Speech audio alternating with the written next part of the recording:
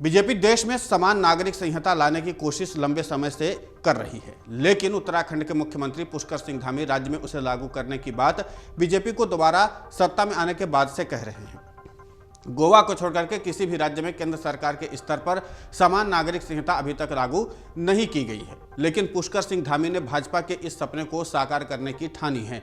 पिछले दिनों जब केंद्र सरकार ने विधि आयोग से समान नागरिक संहिता पर सुझाव मांगा था, तभी से यूसीसी का मुद्दा चर्चा का विषय बन गया है। दरअसल समान नागरिक संहिता एक ऐसा मुद्दा है जो कि हमेशा से भाजपा के एजेंडे में रहा है। 1989 के आम चुनाव में पहली बार भाजपा ने इस मुद्दे को उठाया था।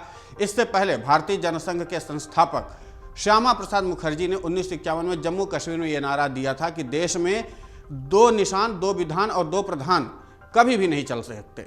एक देश में दो निशान, दो प्रधान, दो विधान नहीं चलेंगे। और हाल ही में प्रधानमंत्री नरेंद्र मोदी ने भोपाल में कहा था कि एक परिवार में दो कानून भला कैसे चलेंगे। श्यामा प्रसाद मुखर्जी ने इससे जम्मू कश्मीर के संबंध में कहा था, दोनों के बयानों में से एक बात कॉमन है, दोनों की बातों में एक ही बात कॉमन है और वो है कि विधान, दोनों ही विधान की बातें कह रहे हैं। और फिलहाल भाजपा इसे यूनिफॉर्म सिविल कोड का नाम देकर के लागू करने की बात कर रही है।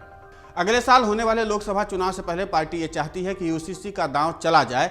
लॉ कमीशन की स्टैंड कमेटी भी लगातार इस पर लगी हुई है। गृह मंत्री अमित शाह से धामी की पिछले हफ्ते मुलाकात भी इसी संदर्भ में हुई और तब से ये चर्चा तेज है कि आखिर बीजेपी ने उत्तराखंड को ही क्यों यूसीसी लागू करने के लिए चुना है, या यूं कहें कि यूसीसी की प्रयोगशाला बनाया है। सियासी जानकार मानते हैं कि उत्तराखंड चुनाव में ऐतिहासिक सफलता मिली थी। प्रचार के दौरान धामी ने यूसीसी की बात कही थी, जिसका असर परिणाम में देखने को मिला था। अब जानकार ये मान रहे हैं कि बीजेपी अगर चुनाव जीतकर दोबारा सत्ता में आई है तो यूसीसी का दांव खेलने की वजह से ही आई है। इसलिए वो चाहती है कि लोकसभा चुनाव से पहले ये काम कम से कम उत्तराखंड में तो कर ही दिया जाए, यानी कि यूसीसी लागू ही हो जाए।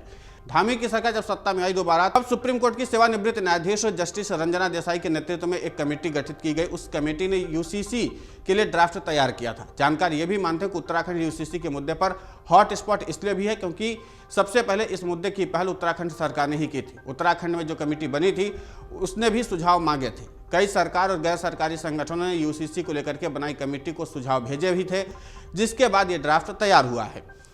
तैयारी मजबूत है, इसीलिए धामी ने हाल ही में कहा कि यूसीसी जल्द लागू करेंगे और इसमें देरी नहीं करेंगे। हमने कोई जल्दबाजी नहीं की है, यानी कि तसल्ली से ये पूरा ड्राफ्ट तैयार किया गया है और बहुत जल्द उत्तराखंड में यूसीसी लागू हो जाएगी। यूसीसी उत्तराखंड में लागू होगा तो गोवा के बाद ये दूसरा राज्य होगा जहां पर समान नागरिक संहिता लागू हो रही है। हालांकि बीजेपी इसे पूरे देश में लागू करने की तैयारी में है।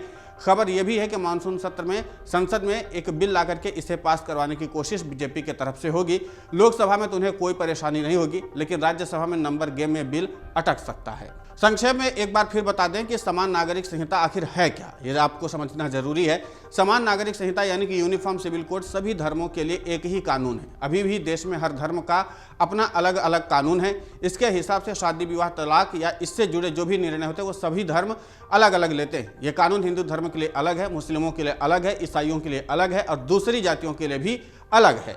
लेकिन जब समान नागरिक संहिता कानून लागू हो जाएगा तब सभी नागरिकों के लिए यूनिफॉर्म सिविल कोड यानी कि एक ही कानून होगा और इसीलिए बीजेपी इस कानून पर सबसे ज्यादा बल दे रही है। फिलहाल इस पूरे घटनाक्रम को लेकर के आपकी प्रतिक्रिया बहुत महत्वपूर्ण होती है, आप हमें कमेंट करके जरूर बताएं।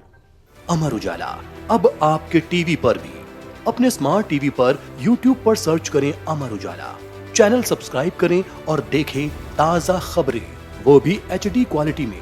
और हाँ, बेल आइकन दबाना ना भूलें ताकि हर खबर हो आपके घर।